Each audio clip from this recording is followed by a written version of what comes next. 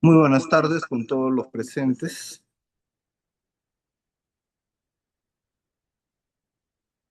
El día de hoy vamos a llevar a cabo la ponencia por el módulo 2, denominado Teoría del Delito, Estructura General, encargado al doctor Héctor Chin Morante.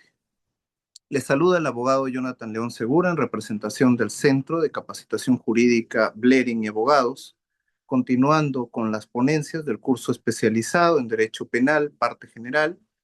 Se llevará a cabo el módulo 2. Ahora bien, el Centro de Capacitación Blering y Abogados, en convenio con el Ilustre Colegio de Abogados de Lambayeque, tienen el alto honor de presentar al magíster Héctor Chin Morante, quien es abogado y licenciado en Ciencias de la Comunicación por la Universidad Privada Antenor Orrego, magíster en Derecho Penal y Procesal Penal por la Universidad Nacional de Trujillo, defensor público penal en el Ministerio de Justicia y Derechos Humanos, docente en las Facultades de Derecho de la Universidad César Vallejo, la Universidad Católica de Trujillo y la Universidad Nacional de San Martín, y autor de diversos artículos de opinión jurídica. Le hago llegar mi cordial saludo, doctor. De manera personal, le agradezco por su participación en este evento. Como recomendación a los participantes de esta ponencia, solicito que mantengan apagado su micrófono para no interferir con la ponencia, y si tienen alguna pregunta pueden reservarla para el final o, de ser el caso, registrarla en el chat de la presentación virtual para que las preguntas sean resueltas al finalizar la ponencia. Sin más preámbulo, doctor, lo dejo en el uso de la palabra. Muy agradecido, transmitiendo nuestro cordial saludo al Ilustre Colegio de Abogados de Lambayeque, al comité organizador del presente evento, al Centro de Capacitación Breland y Abogados. En esta tarde vamos a hacer algunas reflexiones acerca de lo que el derecho penal ha generado, la teoría del delito.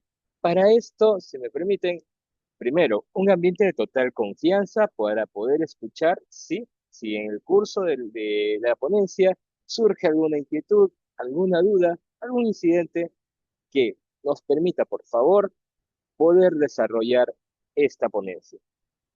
En este caso, me permite un ratito compartir nuestros materiales. Un momento, por favor. Le pido al comité organizador si me confirman si ya estamos visualizando nuestros materiales. Sí se visualiza, doctor. Un ratito, por favor.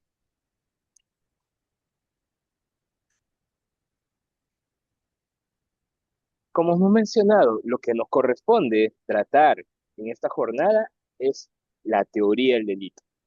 Hablar de teoría del delito nos conlleva a conocer lo que significa los cimientos del derecho penal, es decir, la base por la cual, frente a la comisión de un delito, vamos a tener un sistema riguroso para determinar cuándo ese hecho constituye un delito, ese hecho humano.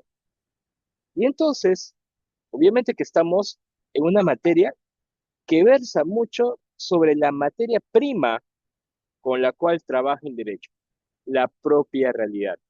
Y para el tratamiento de este tema en esta jornada, vamos a hacer referencia a un caso que nos correspondió ver en la vida profesional. Estamos hablando de un caso por el cual se imputó a las personas de Tony Ríos Meléndez y Luis Felipe Saboya los delitos de tenencia ilegal de artefactos explosivos, así como lesiones graves, sí, en afectación a un integrante del personal policial. Datan los hechos de lo siguiente. Los supuestos fácticos en materia de investigación consisten en que el día 12 de febrero de 2022, a las horas 00:30, aproximadamente, personal policial de la comisaría PNP, en labor de contrarrestar la delincuencia, se encontraban realizando patrullaje. ¿Qué sucede? En un lugar denominado Quinquirón 16 de Mayo, cuadra 3, barrio Las Palmeras, ¿qué pasó? Se observó la presencia de dos personas de sexo masculinos, quienes se encontraban parados a espaldas de un vehículo trimóvil motocar de color azul, sí, estacionado al costado de un cerco perimétrico de calamina de color azul con inscripciones de equipo universitario de deportes. ¿Qué sucede?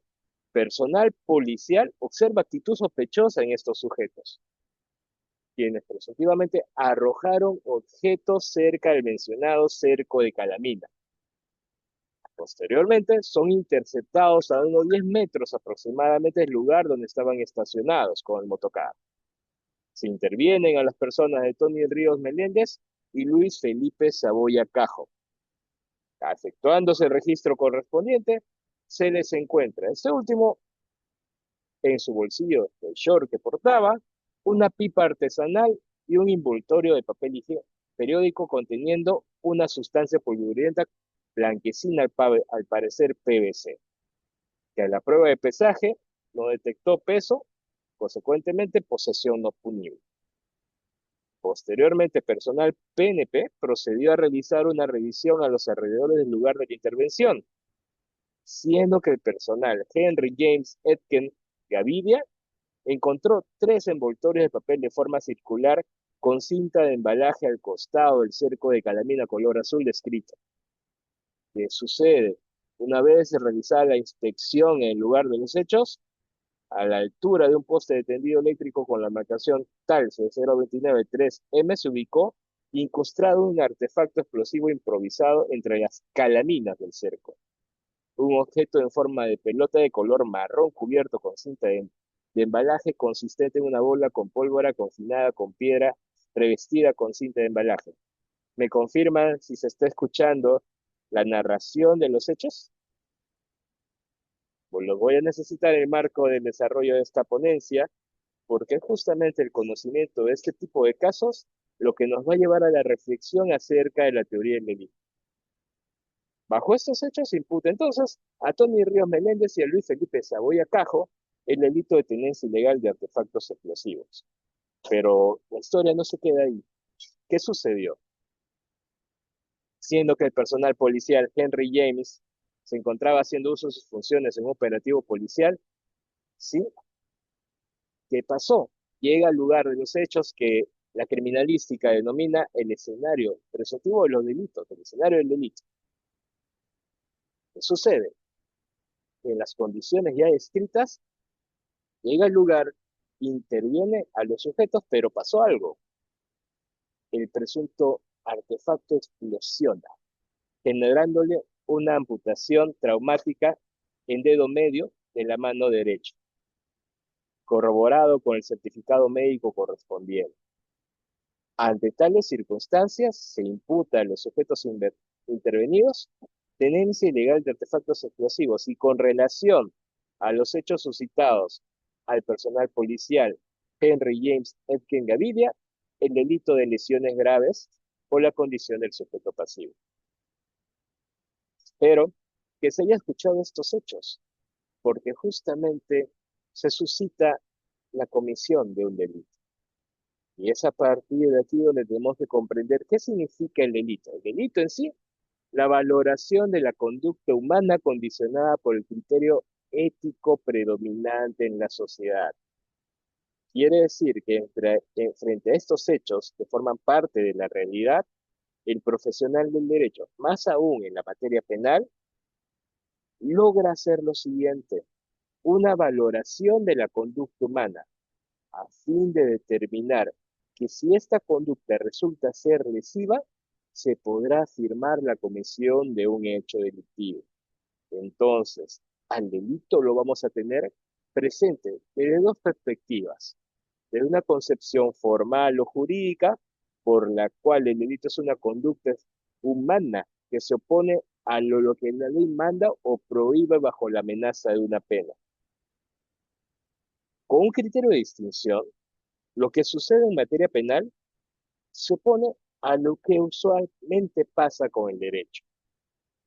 Por ejemplo, en otras disciplinas, como el derecho civil, que regula obligaciones, que regula formas contractuales, esperaríamos que la conducta de la persona se ajuste a derecho. Pero acá no podemos hacer ello. Acá hay imperativos a través de las normas que nos prohíben conductas y que establecidas vía ley va a tener un propósito: la prevención de los delitos. Claro, siempre y cuando la ley, en su manera de ser expresada, sea clara, no ambigua, no tan compleja, porque no se va a quedar en lo abstracto.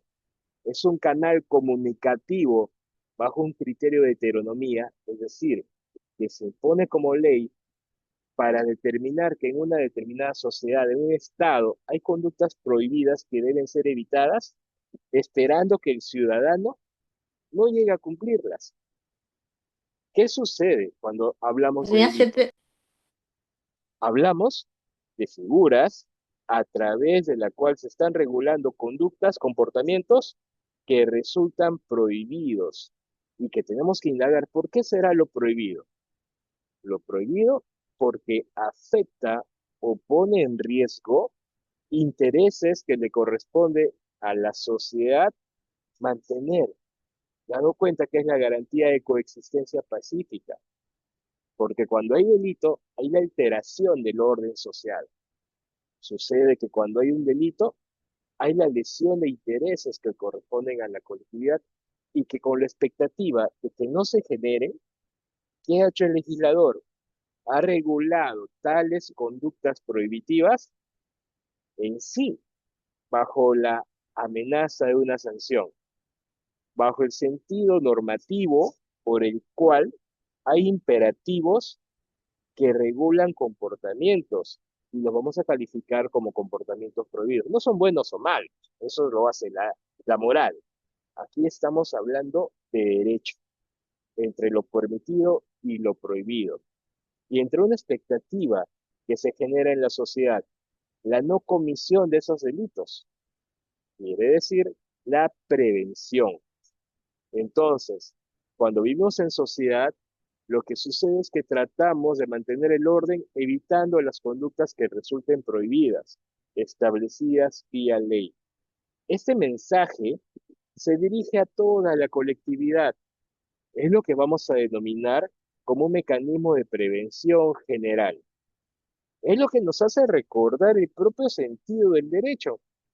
Cuando indagamos acerca del origen del derecho, y lo que encontramos es que el derecho proviene del término directo, es decir, que hay comportamientos que se deben guiar, sí, por un canal recto que apunta a la coexistencia pacífica en sociedad, pero que por determinados motivos, no todas las personas tienden a encaminarse por esa ruta recta llamada derecho.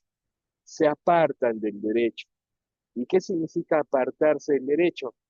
Actuar afectando intereses de la colectividad, intereses que tiene la colectividad y que va a necesitar que el Estado, como un ente mayor en cuanto a su organización, los establezca vía ley para la protección de esos bienes jurídicos. Entonces, ¿qué sucede? Encontraremos que cuando la persona, antes de motivarse por el derecho, genera comportamientos desviados, es un primer apartamiento de lo que exige la sociedad para la coexistencia pacífica. Nos dejamos entender, ¿cierto? Vemos que la sociedad quiere estar cohesionada, esperando que todas las personas se motiven por el derecho. Pero ¿qué no sucede? Sucede que se apartan algunas personas del camino recto del derecho y en un primer momento generan lo que significan las conductas desviadas. Un primer hecho de apartarse de lo que exige la sociedad. ¿Y por qué se suscita ello? Porque desde que la persona existe en la sociedad, se va vinculando y convertimos la sola existencia en un tema de coexistencia, sucede que vamos a tener los primeros contactos con agentes que tratan de moldear el comportamiento de la persona en sociedad. Los primeros contactos necesarios para que haya una transmisión de valores esenciales. Así imaginamos que la persona nace y los primeros contactos es la familia, es la etapa escolar, el colegio, los principales agentes que tratan de mantener o transmitir valores esenciales de coexistencia. Y hasta una denominación llegan a tener. Se denominan mecanismos de control social informal. Pero sucede que hay personas que no se llegan a motivar correctamente por el derecho.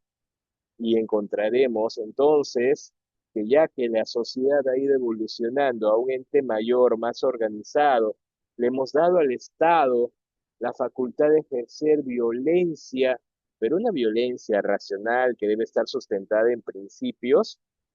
¿Qué sucede?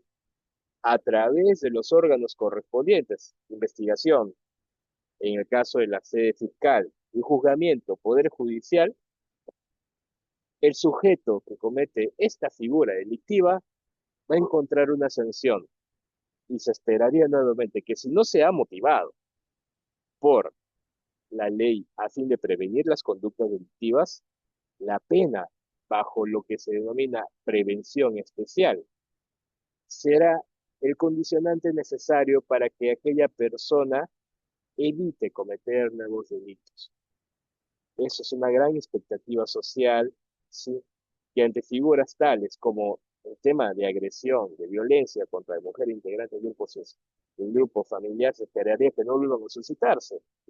Pero muchas veces vamos a ver que la persona vuelve a cometer los hechos delictivos o llega a cometer los mismos hechos consecutivamente y vamos a encontrar figuras de reincidencia o habitualidad. Entonces, necesitaremos una violencia estructurada a través del Estado para poder sancionar esas conductas. Entonces, nuevamente, el sentido de que como integrantes de la colectividad debamos prevenir tales conductas, pero ya en su comisión, para llegar a calificar un hecho como delito, vamos a tener las teorías que desarrolla el propio derecho penal, fundamentalmente la teoría del delito. Y es ahí donde no solamente vamos a encontrar que el delito es la contravención al orden social, en tanto lo que no se quisiera, ¿no? En tanto que el sujeto que comete un delito ajusta su conducta a lo descrito por la ley penal. Y cuando tenemos una ley que describe un delito, tiene otra denominación. Se denomina tipos penales. Va a pasar que eh, la figura del tipo penal es necesario. Ya hemos hablado del tema de prevención. Ya hemos hablado que hay la ley que describe un delito, debe tener un efecto disuasivo para que el integrante en la colectividad evite lesionar bienes jurídicos. Pero cuando ya se ha suscitado el hecho delictivo, la calificación de los hechos que pasan en la realidad, contando con los tipos penales, llegará a identificar si en la realidad se ha presentado un hecho delictivo, un delito. Entonces, ¿qué sucede? Encontraremos un camino debidamente estructurado bajo una concepción material o dogmática por la cual se establecen elementos del delito como presupuestos para que un acto voluntario sea considerado como un hecho delictivo. Entonces, la concepción del delito es que lo que pasa esencialmente es la valoración de la conducta humana realizada por el legislador en el marco de la sociedad, elevada a la categoría de ley penal que describe un delito y que lo vamos a denominar como tipos penales y que va a generar que cuando se someta a un hecho delictivo tenemos el tipo penal, pero necesitaremos a un instrumento jurídico que nos permita calificar que lo que pasa en la sociedad es esencialmente un hecho delictivo, es delito. Entonces, ¿cómo vamos a llamar ese camino? A esa suma de pasitos para darnos un propósito. ¿Cuál es el propósito? Identificar si en el mundo de los hechos se ha producido un delito. Y ese instrumento jurídico es la propia teoría del delito. Teoría del delito en la cual vamos también a identificar una relación. El derecho penal clásico lo ha denominado como la actuación del sujeto activo versus el sujeto pasivo. Sujeto activo calificando a quien comete el delito y sujeto pasivo que es perjudicado directamente con la comisión del delito. Si se dan cuenta, por ejemplo, en el gráfico que estamos compartiendo, estamos configurando lo que es el delito de robo, que implica violencia, amenaza contra el sujeto pasivo, a fin de lograr la sustracción del bien, del patrimonio, la afectación del bien jurídico patrimonio. Si se dan cuenta, vemos acá una realidad, la realidad de la denominada pareja criminal. Recordemos que el derecho actual no solamente versa o trata de los aspectos regulatorios del delito. Lo que tratamos de hacer es un abordaje real a los hechos delictivos. Entonces, ¿qué sucede? No vemos a un derecho que está aislado, ¿sí? Separado, con el solo propósito de regular comportamientos. Lo que trata de hacer es la comprensión real de la figura delictiva, en donde, como menciono, la criminología, aquella disciplina que nos orienta a conocer el porqué del hecho delictivo, ha tratado de comprender esta realidad denominada pareja criminal. El derecho penal clásico nos habla de un sujeto activo y un sujeto pasivo, pero la criminología nos va a tratar acerca de una realidad muy compleja en la cual interactúan ambos sujetos. Vamos a ver que, como mencionábamos inicialmente, acá tenemos el comportamiento de una persona que no ha encontrado motivación por el derecho, que antes de acatar las exigencias de una conducta debida, lo que pasa es que transgrede bienes que la sociedad, a través del derecho, elevándolo a categoría de bien jurídico, de un interés que nos necesitamos mantener en la sociedad para preservar la coexistencia, ¿qué ha hecho? Ha transgredido aquellas normas. Lo vamos a ver como un sujeto transgresor en un marco de interacción con quien anteriormente vamos a llamarlo sujeto pasivo, pero no resultará tan pasivo, porque encontraremos a través de las teorías que se han ido generando con la configuración del hecho delictivo, que también la víctima tiene grados de participación. Entonces, el sujeto transgresor, la realidad de la víctima, forman parte de disciplinas que auxilian al derecho penal. ¿Cómo si? Tratando de comprender esta realidad que merece un debido abordaje. Cuando nos preguntamos por qué delinque aquella persona, estamos en el ámbito de la criminología y encontraremos factores, sí, tanto humanos, reales, sociales, que corresponden al propio concepto de persona, a comprender que ese sujeto es una realidad biopsicosocial y con relación al hecho delictivo que ha cometido, será sujeto merecedor de una sanción, pero también Señor Estado, actuarás en base a principios. El Estado, bajo esa potestad que les mencionaba, hacer una violencia institucionalizada, va a ejercer lo que se denomina el jus puniendi. Entonces, el ejercicio de esa facultad denominada jus puniendi, facultad de castigar que tiene el Estado, tiene que hacerlo cada vez más con relación a la comprensión que tiene sobre el sujeto que delinque. Estamos tratando con personas. Entonces, surge en sí un aspecto, que el derecho penal, ¿sí?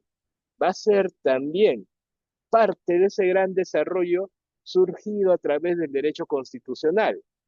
El derecho, ¿sí? Penal constitucionalizado, donde encontramos que esta pareja de sujeto activo y sujeto pasivo deja ya de denominarse incluso así, para encontrar a un sujeto transgresor y a una víctima, que bajo la figura de la regulación del derecho, ¿sí?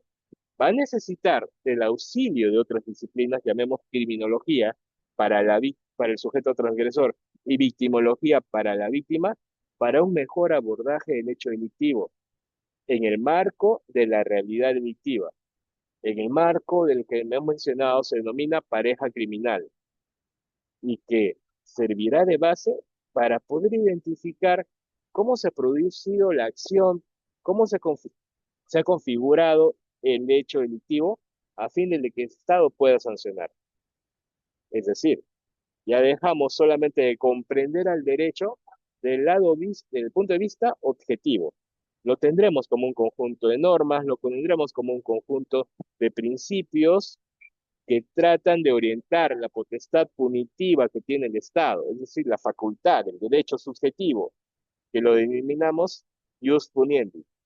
Pero en el marco de esa comprensión del propio concepto de derecho penal, encontraremos también la dogmática.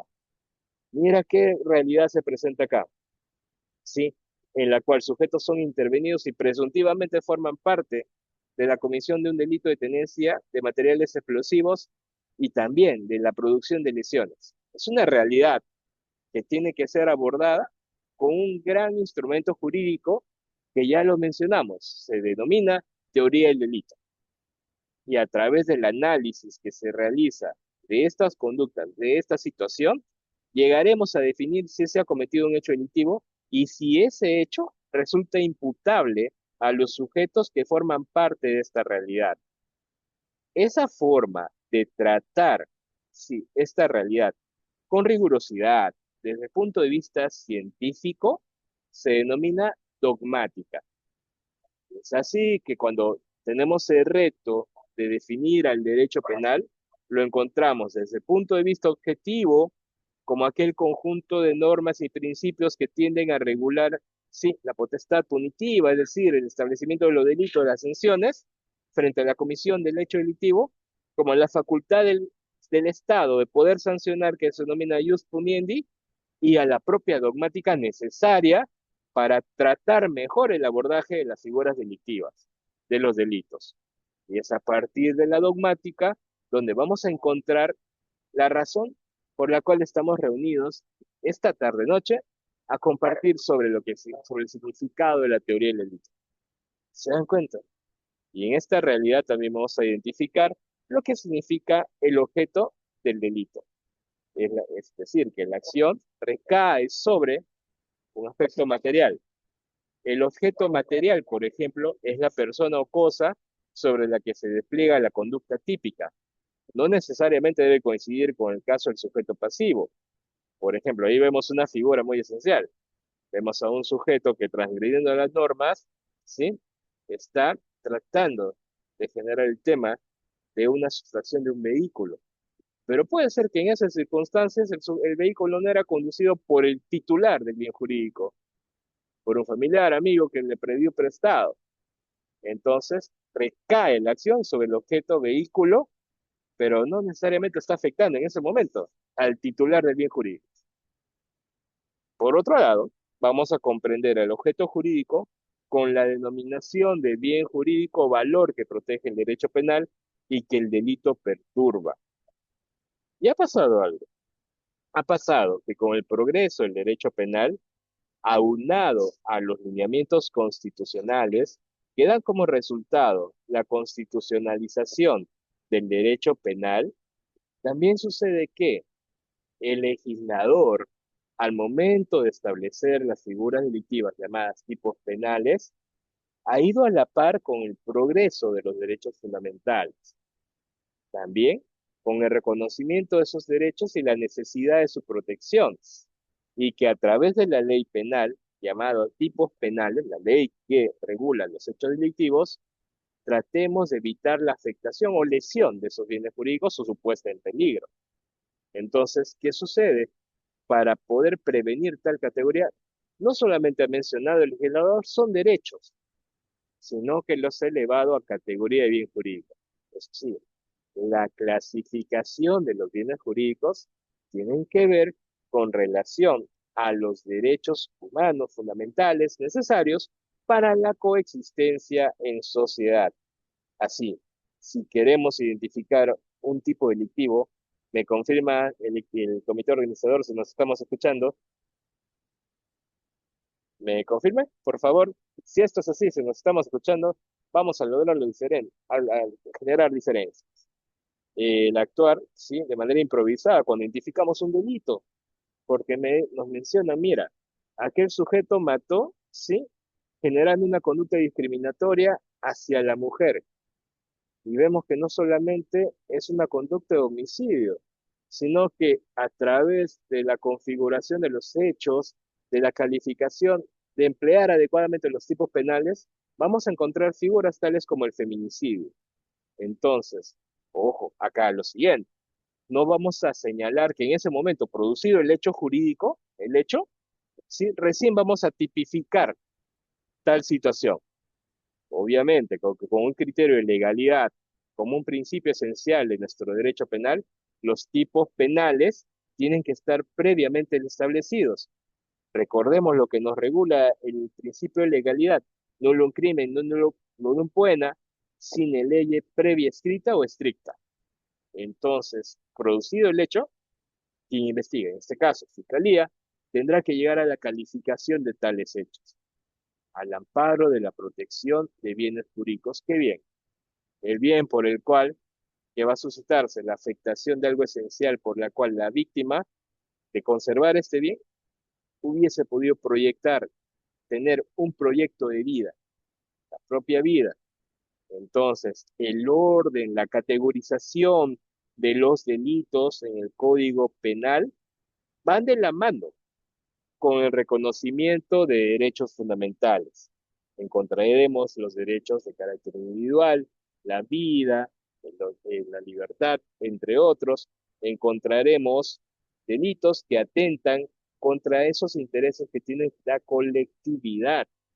Así hablaremos, por ejemplo, que la salud ya no deja de ser solamente lo de forma individual, el estar bien, sino contar con las condiciones que no que no lleguen a perjudicar ese bien jurídico de la salud. La llamaremos salud pública. ¿Se dan cuenta? Entonces, a través del objeto jurídico encontramos a los propios bienes jurídicos en reconocimiento de los derechos fundamentales que nos permiten coexistir en sociedad. Entonces ya tenemos que el delito en sí abarca una realidad en la cual hay sujetos que interaccionan, el transgresor de la norma, la propia víctima, que son estudiadas incluso por disciplinas que acuden al auxilio del derecho penal, la criminología, ¿sí? La victimología, que estudia a la propia víctima, como también necesitaremos encontrar los indicios correspondientes de cómo actúa el sujeto transgresor de la norma, y ahí encontraremos a la disciplina criminalística. También encontraremos que esta realidad de la pareja criminal tiende a la afectación o puesta en riesgo de objetos jurídicos, que los denominamos bienes jurídicos. Estos elementos son esenciales para poder analizar la teoría del delito. Esto es que producido un hecho de carácter lesivo, ¿lesivo de qué? De bienes jurídicos, en los cuales se configura la interacción de un sujeto transgresor de las normas con relación a la víctima, ya será necesaria la realización de una tarea que tiene que ver con el derecho, llegar a calificar estos aspectos de la realidad para que finalmente, bajo la forma de pensar que tiene el profesional del derecho, es decir, bajo su lógica jurídica, lleguemos a calificar un hecho que se ha presentado de carácter lesivo, que afecta a bienes jurídicos o que los pone en riesgo, para ver si consecutivamente a través del empleo de los elementos de la teoría del delito tenemos la figura delictiva correspondiente. Trato de mencionar lo siguiente, en el sentido que el empleo de la lógica jurídica aquí entra a tallar porque hacemos, ¿sí?, el razonamiento de los hechos que se presentan en la sociedad para que lleguemos a lo calificar tal hecho como un tal delito. Como así, en lo que conocemos como un silogismo jurídico, una forma de pensamiento basado en la lógica, tendremos a la norma vía ley previamente existente al hecho concreto para tener un resultado. Pero para llegar a ese hecho calificado como delito, tendremos elementos positivos, elementos negativos. Elementos positivos que consecutivamente, al afirmarse presentes en esta realidad, nos dirán que hay una acción típica antijurídica y culpable que imputable a una persona que lo ha cometido. Pero sin ello vemos que, por ejemplo, la persona no lo ha realizado a voluntad, no lo ha hecho sencillamente con un propósito delictivo, no será que afirmemos bajo un criterio de silogismo, de premisa a premisa, llegar a una conclusión, tal calificación jurídica. Tiene que ver con el derecho, tiene que ver con un derecho presente, preexistente. Recordemos, no estamos hablando que a la comisión del hecho delictivo, lo inmediato, recién ahí vamos a regularlo como delito, no, sino que pasa que los tipos penales, por un principio de legalidad, son preexistentes a la comisión del hecho delictivo. El profesional del derecho encargado de calificarlos acude con esas posibilidades encontradas en el Código Penal. En el Código Penal estructurado sobre los principios de política criminal en el título preliminar, nos encontramos también con la parte general que nos lleva a conocer cómo se aplica la ley con relación al tiempo, espacio, el tema de las penas, como también a encontrar figuras ya definidas en la parte especial. Con ese abanico de posibilidades, quien califica un hecho delictivo se aproxima a la realidad, utiliza este instrumento jurídico, identifica que se presentan en la realidad afirmaciones acerca del delito. Hay acción, hay tipicidad, hay antijuridicidad, hay culpabilidad. Encontramos delito. Y que en el camino no se develan aspectos que niegan la posibilidad de identificar hechos delictivos. Nuevamente, la teoría del delito va a estar establecido, como menciona acá, bajo un sistema de categorización. Define cuándo un hecho es calificable como delito, estableciendo un orden lógico de verificación sobre aspectos positivos y aspectos negativos.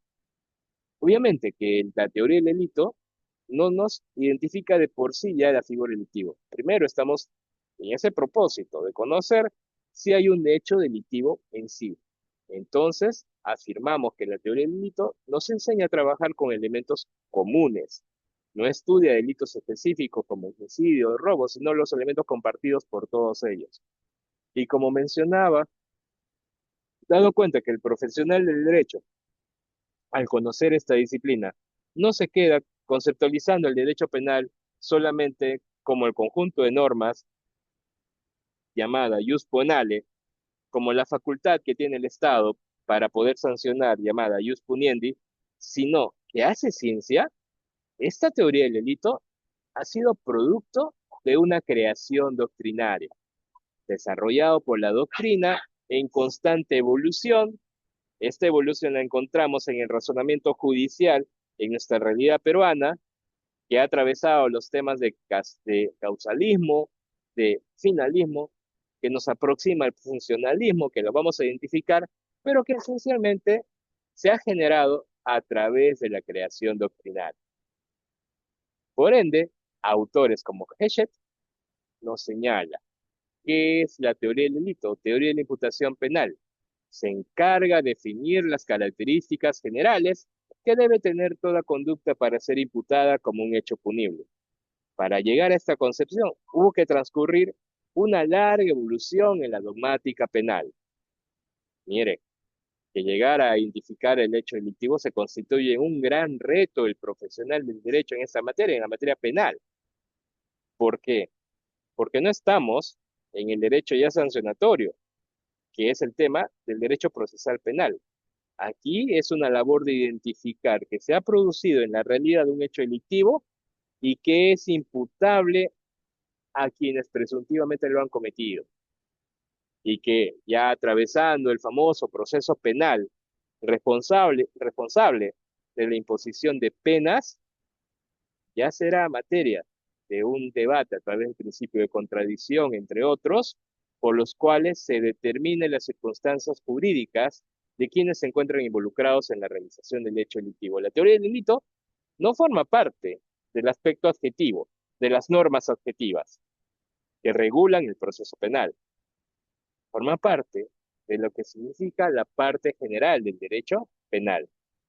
Es decir, estamos en ese propósito de que producido un hecho en la realidad de carácter lesivo, encontremos la configuración de un delito y que se logre imputar su comisión a quienes se encuentran vinculados a esta realidad.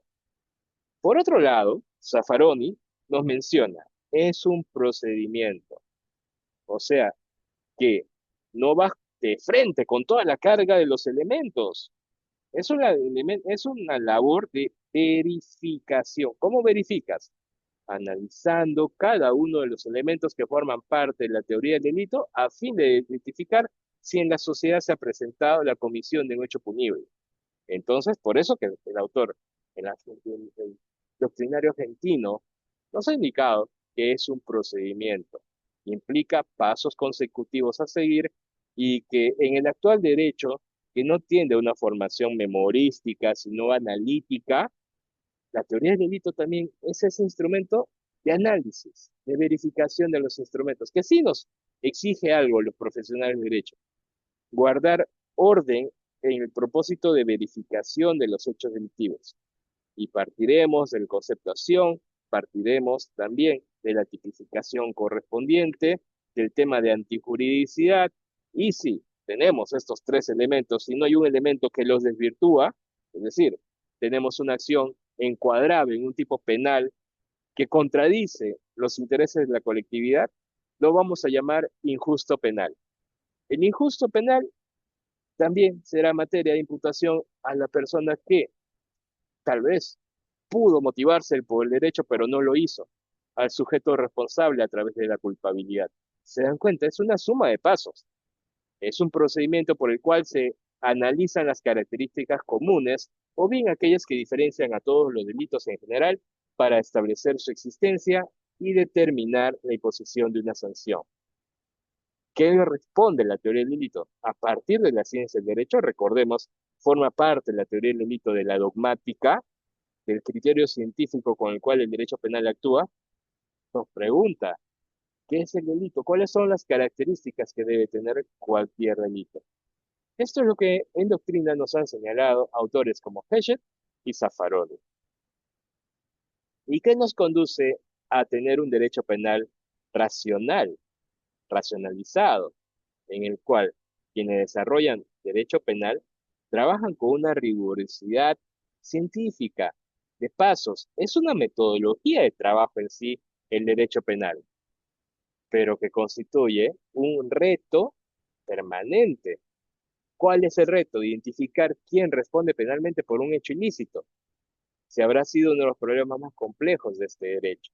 Y a la par también abordaremos otras teorías. Identificado el hecho delictivo, tendremos que ver el grado de participación, si es autor, si es partícipe, si en sus manos estuvo el destino del hecho delictivo bajo lo que consideramos como la teoría del dominio del hecho, ¿sí? Si pudo idealizar y llevar a cabo en sí el hecho delictivo, si compartió la posibilidad de idealizar el hecho delictivo y requirió el apoyo de otros sujetos, si en ese camino del delito que también tiene una denominación propia llamada iter criminis, ¿sí? Vamos a ir identificando cómo se ha hecho la configuración de este delito. Entonces, la razón. ¿Por qué necesitamos esta teoría? Para evitar la arbitrariedad en la imputación. Y les había mencionado un caso muy importante que forma parte de la labor en la cual nos desempeñamos como profesionales en esta materia, en el cual los sujetos que encontrándose en un lugar, ¿sí? Bajo un tema de consumo no punible, presuntivamente se les dio a arrojar un objeto que luego, ¿sí? Explotó en las manos de un personal policial. Pero la cuestión es, ¿será imputable estos delitos a estos sujetos intervenidos? Si decimos sí de por sí, eso es arbitrario. No mencionamos un orden lógico por el cual señalamos la participación de estos sujetos en lo que constituye delito, presuntivamente. Garantizamos la seguridad jurídica, porque sabiendo que a una persona se le atribuye la comisión de un hecho delictivo, lógica consecuencia, tendremos el tema del ejercicio de su derecho de defensa. Entonces, concretamente, va a pasar lo siguiente, que cuando ya estamos en el ámbito de la imputación de un hecho delictivo, hay una prohibición en el ámbito del tratamiento de los casos. Me permiten decirlo, no venir con cuentos. ¿Cuentos? Forman parte de un imaginario. Aquí estamos analizando algo real o concreto. Entonces, ¿qué sucede? Debemos actuar con rigurosidad y por ende señalar muy bien qué delito se ha cometido y cómo participan los sujetos involucrados en la realización de ese delito.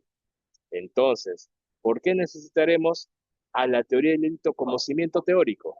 Para poder delimitar cómo han participado estos sujetos y qué grado de responsabilidad tienen. Entonces, bajo esta figura de la teoría del delito, afirmamos que esta teoría está en constante evolución. La teoría del delito busca definir los elementos necesarios para aplicar una consecuencia jurídico-penal a una acción humana. No se queda en la idea del pensamiento, es muy diferente el propósito del querer matar a verdaderamente hacerlo, ¿sí? Por eso que la teoría del delito no se va a apartar de otras teorías. La teoría de la participación criminal, la teoría del propio iter criminis, que es el camino del delito y que nos demarcan los aspectos internos, ¿sí? De los aspectos externos. Esencialmente, la teoría del delito aborda comportamientos ya producidos en la realidad. Por ende, para afirmar que hay un delito, vamos a encontrar a una conducta humana que el derecho penal sanciona con una pena o medida de seguridad. Y nos especifica ello muy bien, porque a través de la configuración de los elementos de la teoría del delito, podremos encontrar que una persona es culpable o no. Culpable quiere decir que se pudo ver motivado por el derecho, evitando un comportamiento lesivo, pero que producida tal situación, ¿sí? Que afecta intereses, que afecta bienes jurídicos, no debemos olvidar que estamos abordando una realidad humana. Y lo humano tiene que ver con el concepto de persona, realidad biopsicosocial. Y en lo psicológico es muy importante, porque aquellas personas que padecen de algún trastorno no necesitarán una pena. La pena tiene un propósito en su implementación. La pena tiene el propósito de resocializar a la persona que lo ha cometido a través de la sanción.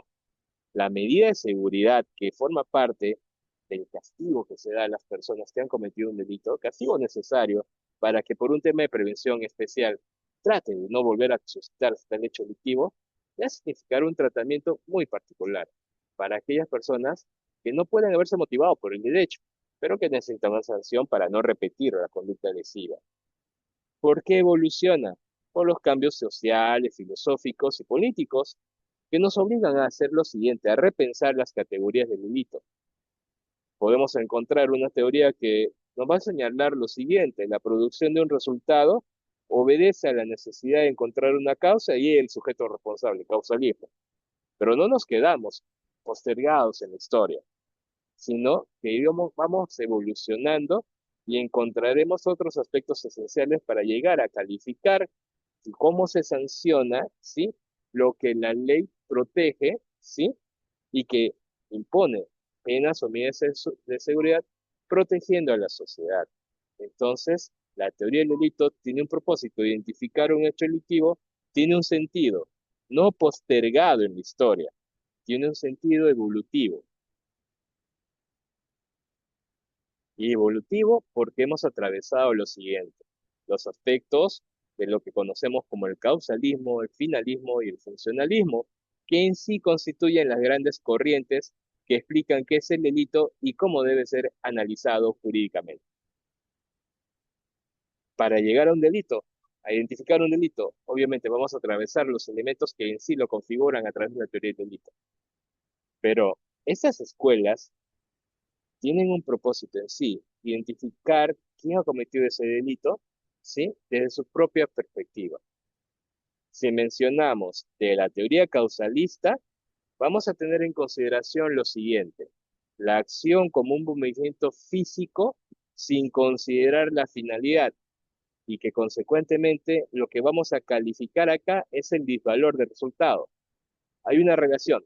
Hubo un cambio trascendental en la realidad a partir de una acción, la acción configurada como un factor determinante para que se produzca ese resultado.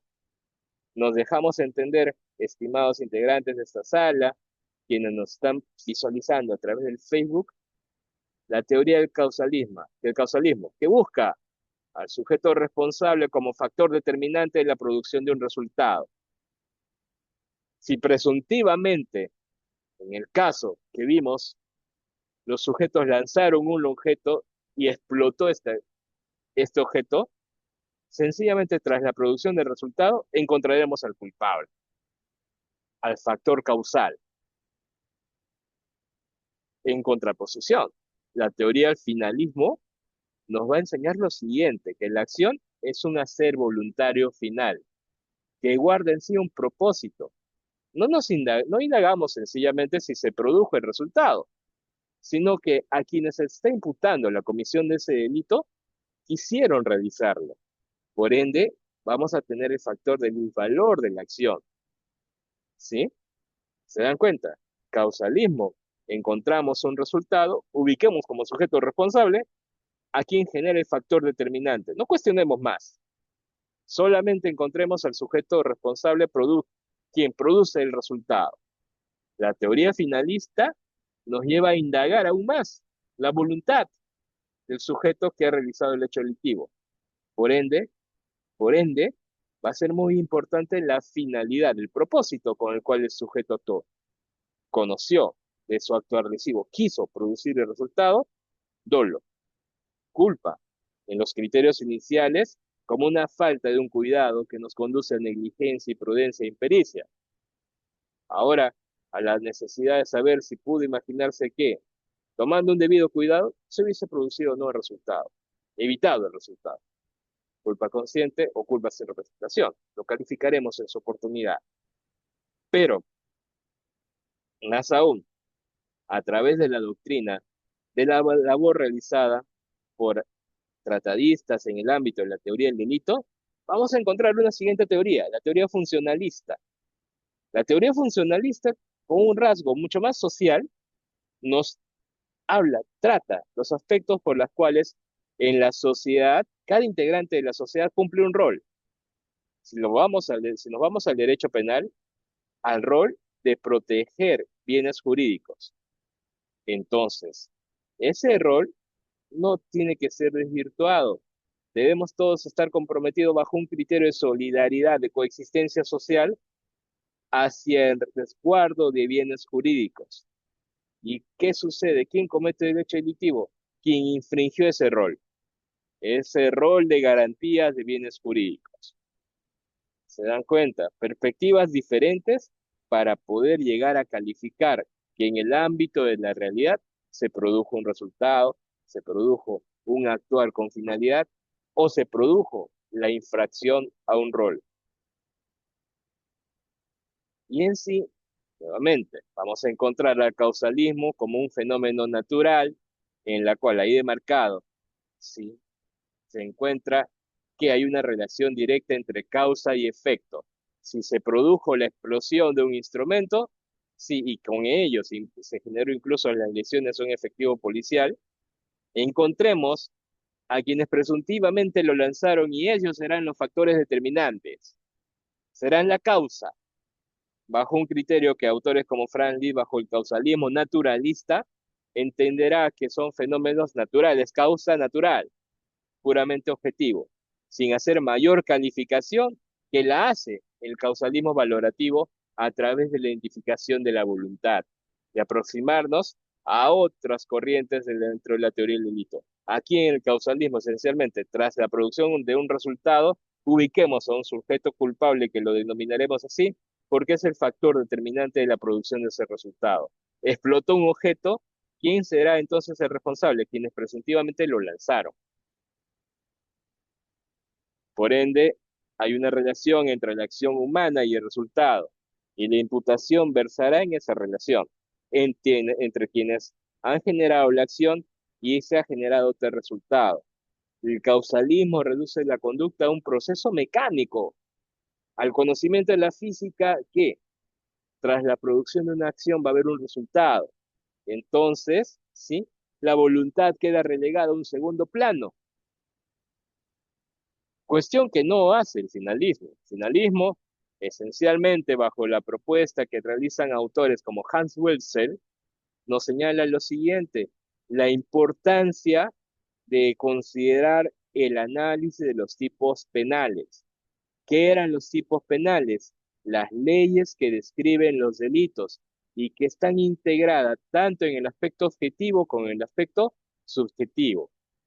La suma del aspecto objetivo y subjetivo en el análisis del tipo penal nos llevará a la imputación de un hecho delictivo típico. Entonces, ¿qué sucede? Tendremos que ver que la acción es un primer elemento, pero que va sumado a otros que son considerados en la estructura de la teoría del delito. Entonces, cuando tenemos a los tipos penales, el análisis de los tipos penales corresponde a la averiguación de la parte objetiva como de la parte subjetiva. Es que como construimos una oración, el sujeto que con relación a otro afecta bienes jurídicos ejercitando una acción lesiva, ¿ok? Entonces es una acción que tiene que estar debidamente construida. ¿Por qué debidamente construida? Porque si está así estructurada, vamos a poder imputar la comisión de un hecho delictivo, ¿sí? Comprendemos entonces que la acción final, ¿sí? No es meramente corporal, sino que tiene que ver en sí la voluntad con la cual el sujeto actuó. El dolo lo vamos a encontrar en la parte subjetiva, en el análisis de la voluntad del sujeto en el marco de la estructura de los tipos penales de las leyes que describen un delito. La ley que describe un delito llamada tipo penal es una estructura, aspecto objetivo, aspecto subjetivo. Es decir, que bajo el finalismo, la voluntad dirige la acción. No es una acción considerada solamente como el factor determinante de un hecho delictivo, sino que nos conduce a la producción de un resultado querido, ¿sí? Conocido por el sujeto que realiza la acción, ¿sí? Es decir, actuando con dolo o por una falta de un debido cuidado, que eso significa actuar con culpabilidad, ¿sí? Pero, reiteramos, a través del análisis, del desarrollo de la teoría del delito, del propio derecho penal, vamos a encontrar a una corriente generada por autores como Gunther Jacobs, Claude Roxin, denominada funcionalismo, que es muy importante conocer para el análisis de las realidades delictivas. Digo realidades delictivas porque, reitero, como que el derecho penal va quedando postergado en la historia necesaria para conocer a esta disciplina, donde únicamente encontrábamos al sujeto activo frente al sujeto pasivo, cuando de por sí lo que encontramos es interacción. Es un tema de una realidad que hay que saber observar o abordar correspondientemente. ¿Cómo así? Esencialmente tenemos a las normas, a las leyes, a los tipos penales que tratan de prevenir los comportamientos delictivos, pero que son mensajes dirigidos a la colectividad si es que están estructurados debidamente, si son claros, precisos, no ambiguos, ¿sí? Porque necesitaremos de una interpretación, pero necesitaremos de lo siguiente, que los integrantes de la sociedad conozcan qué es lo prohibido, para así evitar la comisión de estas figuras. Si eres víctima, evita acudir, ¿sí?, a lugares sin un debido cuidado. Estamos, estimados integrantes del auditorio, sí, quienes nos están visualizando a través del Facebook, digo, es muy importante porque aquí en el funcionalismo, para poder comprender al funcionalismo, hay que entender lo siguiente, el desempeño de la sociedad. Y en la sociedad se suscita que cada integrante cumple un rol, ¿ok? Entonces, encontraremos que el delito se configura cuando no hay un cumplimiento adecuado de ese rol para el sujeto transgresor de la norma, porque antes de motivarte por el derecho, pro- generas algo. Estás propenso a la comisión, ¿sí?, del hecho delictivo, porque generas una conducta imputable a tu persona, porque en ti no funcionó lo siguiente, el mecanismo de prevención. No cumples con expectativas sociales. ¿Qué pretende la sociedad? Que mantengamos cohesión, integración, orden a través del respeto de los bienes jurídicos. Pero quien se aparte del derecho transgrede tales expectativas. Y entonces, ¿qué sucede? También esto llega a pasar con las víctimas, cuando, por ejemplo, antes del cumplimiento de su rol como víctima, no toman un debido cuidado. ¿Me confirman? Se identificó el casito con el cual compartimos esta conversación, este diálogo acerca del delito, la teoría del delito. Partíamos de un hecho en el cual dos sujetos son imputados de la comisión de tenencia, ¿sí?, de materiales explosivos y luego la producción de un delito de lesiones, porque en el escenario donde presuntivamente se encontraba el material explosivo, ¿qué hizo el integrante del personal policial? Me ayudan a recordar, acudió debidamente con los instrumentos necesarios para poder recabar un material explosivo. En el análisis de los hechos, no vemos incluso que el personal policial formaba parte de la unidad, ¿sí?, que evita la producción de resultados tales de explosión, de afectación de bienes jurídicos, sin debido cuidado, y que luego se convierte en víctima. Es decir, que también se vincula la realización del hecho delictivo desde su perspectiva como víctima. ¿Se dan cuenta? Tanto sujeto transgresor como víctimas cumplen roles necesarios, roles que si de manera efectiva son cautelados, se va a evitar la producción de tales resultados, se va a evitar la comisión de un hecho delictivo. Entonces es importante que para la imputación no veamos solamente la producción y resultado que lo hacía el causalismo. No nos quedemos únicamente con el tema de si hubo un sujeto que actuó a voluntad, sino veamos cómo se han desempeñado los roles sociales. El desempeño de los roles sociales y la producción de un delito tienen que ver con el funcionalismo. Un funcionalismo creado por Rothschild Jacobs, ¿sí?, en los cuales hay que preguntarnos cómo ese delito se ha generado bajo la infracción de un rol y que genera lo siguiente. Si analizamos el funcionalismo, nos conduce a lo que significa la imputación objetiva, ¿sí?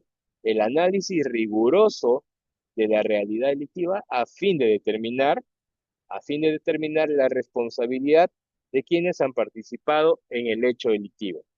Entonces, en este marco de corriente doctrinaria que forma parte del progreso evolutivo de la teoría del delito, encontraremos que no es tan sencillo señalar que se ha cometido un delito y que hay un sujeto que produjo un resultado. No, eso es causalismo. Aquí la exigencia es imputación objetiva, averiguar el rol que desempeñaron cada uno de los sujetos determinantes de la generación de ese resultado a fin de atribuir su responsabilidad. Y en cuanto al desarrollo de la imputación objetiva, hemos encontrado figuras que forman parte de la corriente funcionalista, tales como el riesgo permitido, que concibe que en una sociedad hay actividades que de por sí son riesgosas y que ambas partes, tanto sujeto transgresor como víctima, tienen un deber: evitar la producción de un resultado lesivo. Un principio de confianza que es por el cual se admite que hay conductas riesgosas, pero se espera que las personas no incrementen el riesgo, sino que actúen en la esfera del rol que desempeñan. La prohibición de regreso, que nos permite un análisis concreto del hecho delictivo respecto a quienes participan en sí, y la competencia de la víctima o autopuesta en peligro, por la cual, como mencionábamos, no dejamos de lado esa visión clásica de comprensión del delito como solamente la situación de un sujeto activo frente a un sujeto pasivo. No, aquí también la víctima podrá tener un grado de participación en el ámbito de los hechos. Si el comité organizador me indica, si nos estamos escuchando, ¿cómo vamos? ¿Me confirman, por favor, esperando que se estén comprendiendo estos aspectos en el marco de la teoría del delito, para que me permitan hacer lo siguiente y me confirmen, por favor, ¿sí? Les estoy señalando lo que ha significado el desarrollo de la teoría del delito a través de las escuelas de las corrientes: causalismo, finalismo y funcionalismo. Y en el marco del funcionalismo, el logro de la imputación objetiva, así como los conceptos que se han ido generando. Reitero: riesgo permitido, principio de confianza, prohibición de regreso, competencia de la víctima. Y en el marco de nuestra realidad jurídica, ya se recurre al término de la imputación objetiva en el ámbito del funcionalismo. ¿Me permiten hacer lo siguiente? Me confirman, por favor, si es que se logra visualizar. Quiero compartir un caso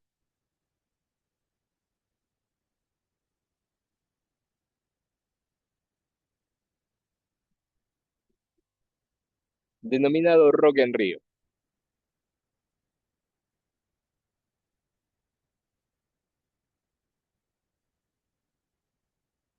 ¿Encuentran estas personas? ¿Sí? Representan lo que pasó en este casito. Lo que encuentran ustedes ahí pisando, digamos que es lo que se consideró como un puente en un evento denominado Rock en Río. La estructura de un puente, imagínense la fuerza como estas personas sí empiezan a saltar encima del puente, y que nos generó el siguiente caso. Atentos, por favor. Un empresario organiza un concierto cerca de un río y, tomando las precauciones debidas, señalizó las zonas peligrosas, en especial prohibiendo que los asistentes se mantengan sobre un puente cercano. Un concierto masivo a orillas de un río, lleno de música, juventud y energía. Decenas de personas se colocaron sobre el puente, menospreciando el peligro. El puente no resistió. En segundos, todo se vino abajo. El puente cayó y 20 personas murieron ahogadas. A pesar de que el empresario señalizó claramente las zonas de alto riesgo, los jóvenes hicieron caso omiso. ¿Qué responsabilidad tiene el empresario frente a esta tragedia?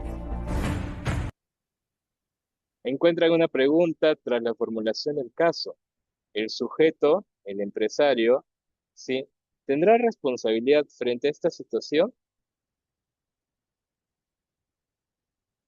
¿Qué les parece, estimados participantes? Si calificáramos los hechos bajo un causalismo, tendríamos que encontrar el factor causal y la producción de un resultado. Hubo resultado, presuntivamente hubo una causa. Pero no nos quedamos en el causalismo, sino que hemos ido progresionando en el tratamiento de la teoría del delito a través de ese instrumento jurídico, denominado también instrumento, ¿sí?, teoría del delito. Vamos a encontrar lo siguiente: estas categorías. Un riesgo permitido. ¿Quién generó el incremento de riesgo? ¿Acaso el empresario al invertir por un concierto? o las personas que, estando en un puente, empezaron a saltar encima de él. El empresario tomó las precauciones del caso, esperó que las personas no empezaran a saltar en ese puente, pero pasó lo contrario, ¿sí? Confió el empresario que no iba a haber los saltos encima del puente. ¿Determinamos la responsabilidad a quienes construyeron el puente o tenemos que concentrarnos en el hecho delictivo que ya se suscitó y en quienes participaron? Porque esencialmente acá vemos que no es solamente la situación por un sujeto, ¿sí?, que se le imputa la producción del resultado, sino el rol que desempeñan cada uno de los sujetos intervinientes, en donde también la víctima puede generar algo, la autopuesta en peligro de la propia víctima. Y en el derecho peruano, a través del recurso de nulidad 4288-97 ANCASH, ya se ha señalado aspectos que tienen que ver con la imputación objetiva. Son los casos iniciales en donde esta teoría de la imputación objetiva del funcionalismo ya abordaba el tratamiento de las figuras delictivas suscitadas en nuestra realidad jurídica y que nos lleva a claros mensajes. No puede existir violación del deber de cuidado en la conducta de quien organiza un festival a fin de evitar riesgos que posiblemente pueden derivar de realizar un RO con la autorización de la autoridad competente, asumiendo al mismo tiempo las precauciones y seguridad de dicho evento, porque de ese modo el autor se está comportando con diligencia y de acuerdo al deber de evitar la creación de riesgos. Se confía que las personas teniendo el puente no van a empezar a saltar sobre un puente, que de otra parte la experiencia enseña que un puente colgante es una vía de acceso al tránsito y no una plataforma bailable como imprudentemente le dieron uso los agraviados, creando así sus propios riesgos de lesión, que en consecuencia, en el caso de autos, la conducta del agente de organizar un festival de rock no creó ningún riesgo jurídicamente relevante que se haya realizado en el resultado, existiendo por el contrario una autopuesta en peligro de la propia víctima, la que debe asumir las consecuencias de la asunción de su riesgo. Entonces, si esto lo vemos bajo los criterios de una imputación concreta, bajo la configuración de la teoría funcionalista que trata de atribuir el- la generación de riesgo bajo el incremento de riesgo en los sujetos que interactúan, tendremos que ver si en el caso de que un sujeto personal policial sin el debido cuidado ingresa en el escenario de una situación presuntivamente delictiva, toma sin el debido cuidado un presunto instrumento que explosiona en sus manos porque no es personal adecuado para recabar tal instrumento presuntivamente explosivo que flote en sus manos, sino que debió tomar las medidas necesarias, tendremos que ver si la responsabilidad se atribuye a quienes finalmente participan en los hechos. Entonces, no es cuestión de todos, no es cuestión de solamente imputar a un presunto causante, sino de identificar claramente la realización de estos hechos. Razón por la cual tenemos presente que la evolución continúa hacia una comprensión integral, ¿sí?, de lo que constituye el delito en la sociedad, que tenemos el tema de la necesidad de identificar cómo se han ido generando los hechos delictivos, pero no solamente por una cuestión de trato de la física, sino por identificar a sujetos que actúan por una voluntad, pero que también en el desempeño del rol de la figura delictiva, también podremos encontrar la posibilidad que la víctima genere las consecuencias por un tema, la autopuesta en peligro de la propia víctima.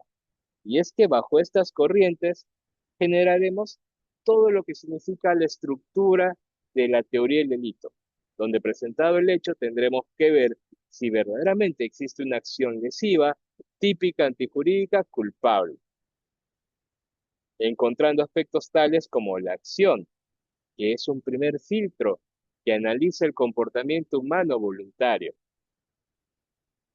que puede darse bajo condicionantes de realizar un comportamiento u omitir la producción, ¿sí?, de una acción, una conducta omisiva, una comisión propia o omisión impropia.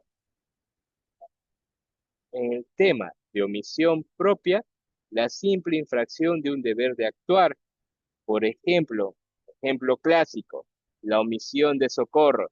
Si se va caminando por la calle y ves a una persona gravemente herida tras un accidente y decides ignorarle y seguir tu camino sin prestar un auxilio. No hiciste el correspondiente auxilio y por esa falta de actuar debida, ¿sí? Se impondrá una sanción, como la omisión impropia, en los cuales, ¿qué sucede? Se responsabiliza a la persona por el resultado producido debido a su inacción cuando le tornaba exigible, bajo la figura de posición de garante, de un deber jurídico de evitar el resultado, que no se genere un resultado lesivo, la producción de un resultado, y que ante la omisión, esa falta de actuar se equipara a la propia forma de accionar de quien comete un delito a través de la acción. Pasa que cuando hablamos de omisión impropia, es importante conocer la figura de la posición de garante que surge a partir de una ley, que surge a partir de un posible contrato, de un actuar precedente, de roles también, en el cual, por ejemplo, la madre que decide dejar de alimentar a su bebé, ¿sí? Tiene un vínculo con la parte en la cual se va a ver afectada si es que recién nacido, a consecuencia de la inanición, fallece. Hay un tema de omisión propia, un deber de posición de garante infringido por quien genera un resultado lesivo. Reiterábamos que en sí estos primeros elementos que constituyen la teoría del delito nos va a poder llevar a través de un pensamiento razonado, de la construcción de una estructura silogística, es decir, de tener premisas que afirman la comisión de un hecho delictivo, a la acción, a la tipicidad, ante la juridicidad y la culpabilidad, para que finalmente veamos la configuración de un hecho delictivo, pero que están constituidos cada categoría por elementos que afirman o elementos que niegan la posibilidad de un hecho delictivo. En el caso de acción de este primer elemento, tenemos en cuenta que el factor que elimina la categoría de acción se denomina, ¿sí?, los factores de ausencia de acción. Y en estos aspectos tenemos en cuenta si la persona actúa en voluntad, si obedece su actuar a la producción, ¿sí? O a encontrarse bajo una fuerza física irresistible, bajo movimientos reflejos o bajo estados de inconsciencia. Si se han superado esos aspectos de ausencia de acción y efectivamente encontramos la configuración de una acción tendiente a lo lesivo, afirmaremos un primer elemento, categoría acción, que luego también implicará el abordaje de la tipicidad, de encuadrar tales hechos al supuesto objetivo, a la relación de sujeto que transgrede un bien jurídico de una víctima y que consecuentemente afecta bienes jurídicos, a la forma, sí, o el propósito con el cual actúa, aspecto subjetivo, dolo, culpa, que superado esta categoría, veremos como conclusión que el hecho es típico, que puede contravenir las exigencias de la sociedad en el marco de la antijuridicidad y que finalmente resulta atribuible a quienes han cometido estos hechos. Si esto es así, afirmamos delito y afirmamos que empleando el instrumento jurídico denominado teoría del delito, lo que ha pasado en la realidad tras filtros correspondientes, los veremos finalmente con la afirmación de un hecho delictivo. Estimados participantes, recordemos lo siguiente. Nos encontramos en un Estado constitucional de derecho donde la determinación de la responsabilidad penal amerita tratar con profesionalismo las figuras delictivas, empleando las competencias que tiene cada profesional del derecho, desde el conocimiento de la teoría del delito, desde los grados de participación, desde el conocimiento del desarrollo de las figuras delictivas a través del iter criminis, para poner finalmente imputar la comisión de un hecho delictivo cuya realización y la determinación de responsabilidad ya será parte de lo que conocemos como el derecho procesal penal.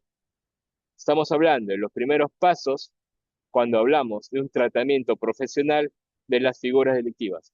No olvidemos que estamos en un Estado constitucional de derecho que le exige al profesional de esta disciplina hacer cumplir lo siguiente. Es el propósito por el cual queremos optar por esta carrera, que es el tema de la realización de justicia. No nos volvamos solamente sujetos intuitivos tras la determinación de responsabilidad. Seamos profesionales con competencia, empleemos las teorías correspondientes, actuemos como verdaderos abogados. Este era el mensaje que quería compartir en esta noche, en la cual hemos conocido el camino recorrido por la teoría del delito. Agradezco la invitación y estoy presto a resolver las preguntas que pueden ser formuladas a través de la participación del comité organizador por parte del auditorio, también atento a las preguntas que se puedan formular a través del canal Facebook. Si el comité organizador nos lo permite, entramos entonces a un compartir, ¿sí?, de las dudas que podrán ser respondidas con los instrumentos que hemos conocido en esta sesión. Muchas gracias por haberme permitido desarrollar este tema de teoría del delito como base esencial, como cimientos necesarios en el marco de lo que constituye el derecho penal. Equipo organizador, si nos guía con la formulación de preguntas, por favor. Muchas gracias, doctor, por su ponencia. Una de las preguntas que han colocado es si nos podría indicar si la teoría, en este caso de la imputación objetiva,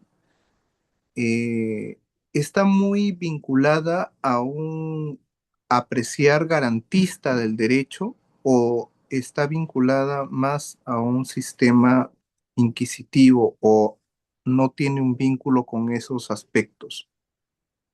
Interesante la pregunta porque nos lleva a las reflexiones que tienen que ver también con el carácter, ¿sí?, de las normas adjetivas o del propio proceso penal, donde no solamente la atribución de la realización del hecho delictivo, sino la facultad de contradicción.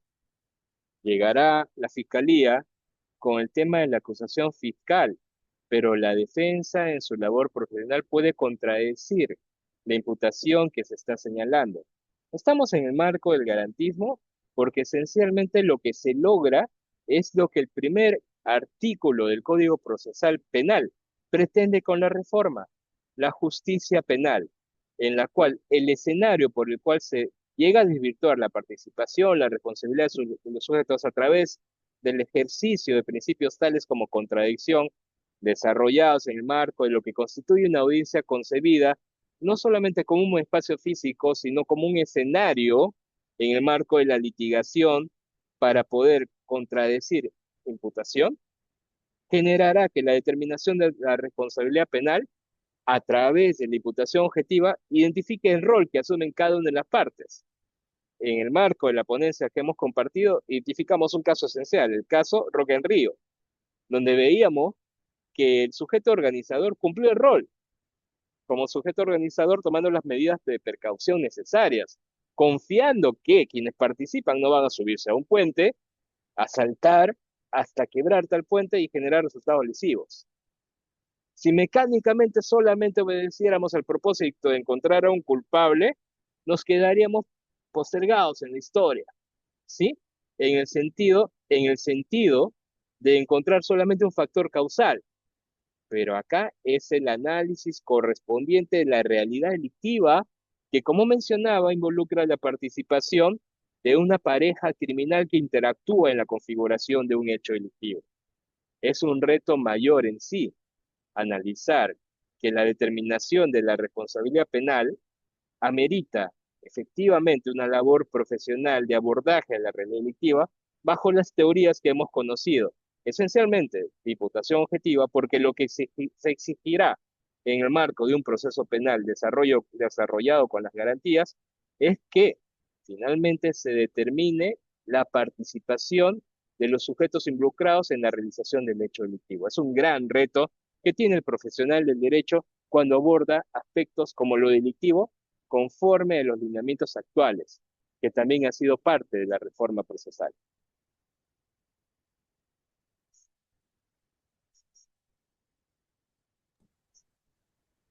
Sí, doctor. También han dejado otras preguntas aquí en el chat.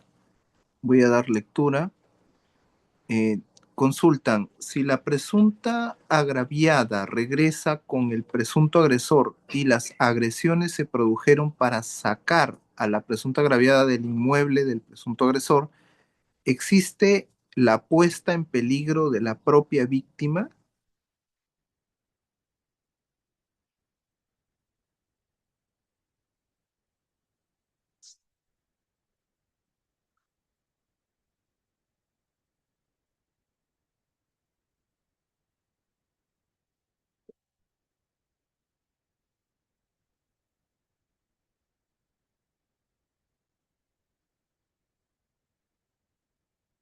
Doctor, se congeló la imagen. No sé si está un poco complicada la señal.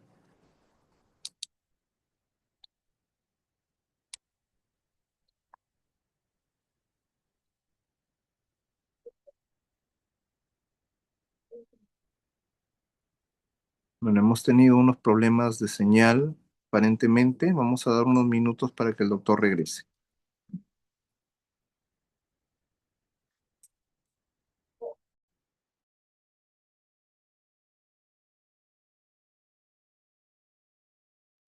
Disculpa el caso, regresamos a sala para seguir compartiendo la experiencia académica en esta noche. Si el comité organizador nos traslada las preguntas que estaban pendientes de resolver, reitero la disculpa del caso por la interrupción, estamos prestos y atentos a resolver las inquietudes. Sí, doctor. Le comentaba que habían dejado una consulta en el chat señalando de que si las agresiones se produjeron para sacar a la presunta agraviada de un inmueble del presunto agresor, ¿existe la puesta en peligro de la propia víctima? No estaremos hablando de la puesta en peligro, estamos hablando en situación de evitación de un comportamiento lesivo, ¿sí? Tendríamos que ver la forma como es rescatada esa persona afectada si configura un tema de un primer elemento que hemos tratado en el desarrollo de la ponencia, que es la acción, o soy un aspecto de justificación de la conducta, por la cual se afecta puede ser la integridad de la persona que es rescatada, pero que no se cumple a cabalidad con todos los elementos que configuran un hecho delictivo, que hay una causa de justificación que resta el valor de lo delictivo al propio accionar. ¿De quién ha rescatado a la persona puesta en peligro? Entonces, nuevamente, y esta pregunta encierra sí un propósito, el adecuado de reparto de roles en la configuración de los hechos delictivos. Es necesario, sí, porque reitero, la atribución de responsabilidad no es cuestión meramente mecánica, como inicialmente lo veíamos con las figuras, con las corrientes del causalismo, en donde no solamente interesaba para la determinación de la responsabilidad quién generaba ese factor causal, producción de resultados. Acá no. Acá vamos a ver lo siguiente, que en el marco del funcionalismo encontramos roles definidos y lo que acá hacemos es analizar quién incrementa el riesgo, ¿sí? Hay factores de calificación del hecho delictivo muy especiales. Lo hemos visto con las categorías, por ejemplo, autopuesta en peligro de la propia víctima, cuando analizamos casos concretos, como hemos citado en el desarrollo de esta ponencia, al ver el tema Rock and Rio.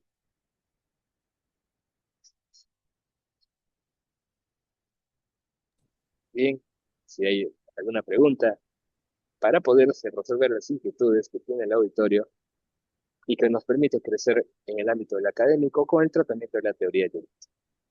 Sí, doctor, hay una consulta en la cual señala respecto a lo que es el asumir el costo del conflicto de parte del autor, en este caso vinculado a el derecho penal como última ratio del ordenamiento jurídico y que en este caso debe ser vinculado a una conducta que cumpla con el principio de culpabilidad. Y en ese sentido, la consulta es cómo se reúnen los requisitos para cumplir el principio de culpabilidad en el marco de un derecho penal de última ratio.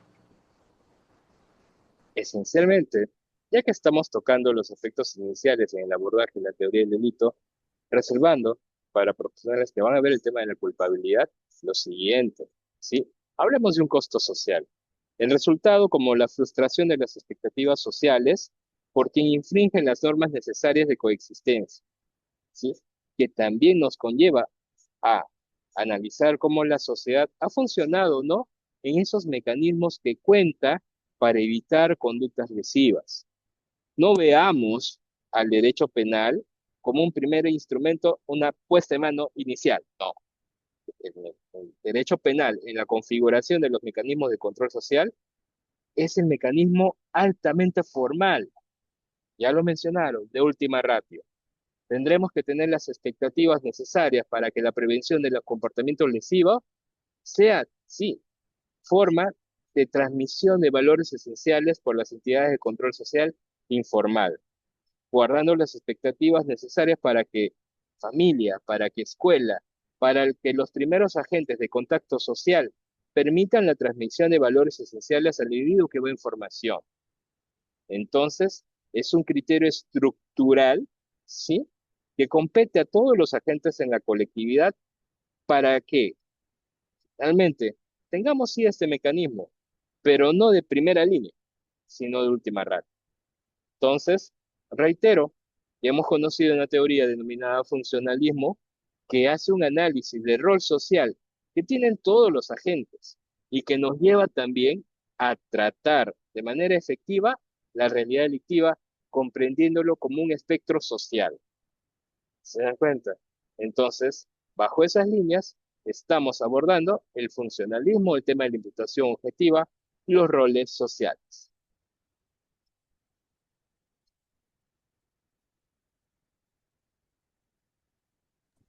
Doctor, me consultan si dentro de la imputación objetiva podría desarrollar un poco lo que es la prohibición de regreso.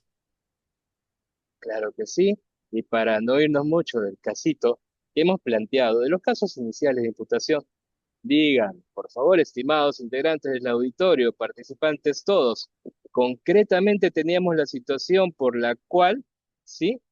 Personas que participaban de este evento en Rock en Río se ponen a saltar encima de un puente. ¿Quién invierte como empresario en esta actividad confía que las personas no van a saltar? Se genera tal resultado, ¿sí? Y sería necesario cuestionarnos quién construyó el puente, si se hizo, sí, con la alta tecnología para la construcción de puentes. No, no, concretamente nos centramos en la realidad del delito y en quienes han participado, evitando, ¿sí? Regresionar en la determinación de responsabilidad penal en personas que no han tenido que incidir en lo que también forma parte de una categoría de la imputación objetiva llamada incremento de riesgo. Estos hechos de carácter lesivo, la producción del resultado muerte de algún grupo de personas que saltaban sobre el puente, no obedece quienes construyeron el puente. No se puede regresionar hacia esos efectos porque si no, imagínense, regresionaríamos a efectos casi infinitos, a seguir preguntándose en el tema de retroceso. No, concretamente, por eso el carácter objetivo de la imputación, enfoquémonos en quienes han participado en el hecho delictivo. Por eso que la categoría prohibición de regreso, como que te lleva a visualizar el hecho delictivo y a concentrarte en la participación y en la pregunta esencial para la producción de esos resultados, quienes incrementaron el riesgo. Hacia eso enrumbamos cuando vemos el tema de prohibición de regreso.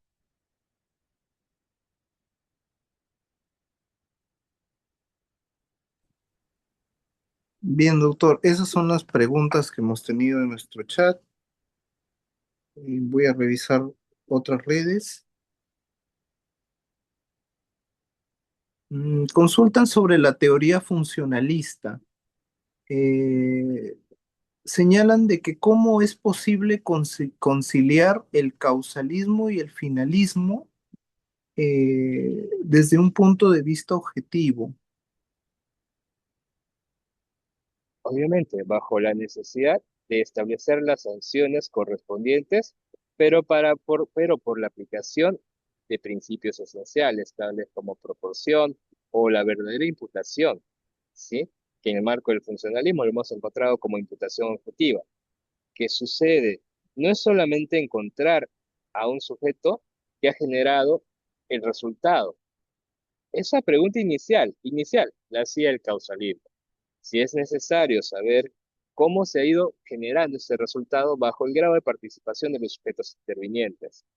Pero son sujetos, son personas a las cuales no solamente le vas a preguntar qué hiciste, sino que obedece también a un factor interno, subjetivo, que nos enseñó el finalismo cuando analizamos los tipos penales correspondientes, y que sumados a la teoría de funcionalismo que nos determina el grado de responsabilidad con relación al rol que asumimos los sujetos, nos conlleva a preguntas esenciales tales como, ¿cumpliste adecuadamente tu rol? Si, por ejemplo, estás, sí, caminando, portando joyas por calles peligrosas, ¿sabes qué es una calle peligrosa? Y vas a incitar a la comisión del hecho delictivo, obviamente vamos a tener ciertos límites. Por eso que la determinación de responsabilidad tiene que hacerse de manera objetiva, evitando aspectos de apreciación subjetiva. Haz un análisis concreto de la figura delictiva con relación al reparto de roles y determinando cómo se generó el resultado, pero que no es un resultado mecánico en sí, sino que tiene que ver con el aspecto volitivo integrante de los tipos penales por los cuales se analizan los hechos delictivos, de acuerdo a la esquematización que hace la parte especial del derecho penal.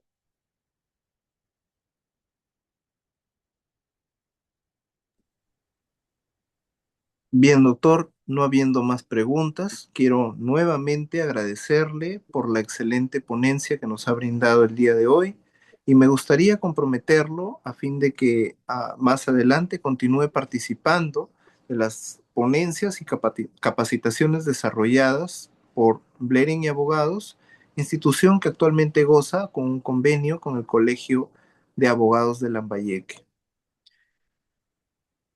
De Finalmente, nues- sí. Si nos permite, de nuestra parte, nuestro total agradecimiento por la oportunidad y el compromiso personal de seguir apoyando estos eventos académicos que nos integra en el ámbito profesional, en el ámbito de quienes nos desarrollamos en el ámbito de lo jurídico, con justamente un compromiso esencial.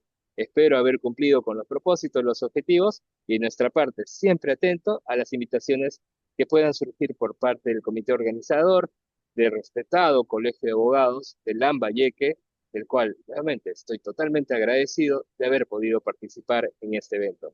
Entonces, creo que va a ser un hasta luego, hasta un próximo evento, y cualquier inquietud estamos presentes para poder resolver las inquietudes correspondientes. Muchas gracias por esta noche. A usted, doctor.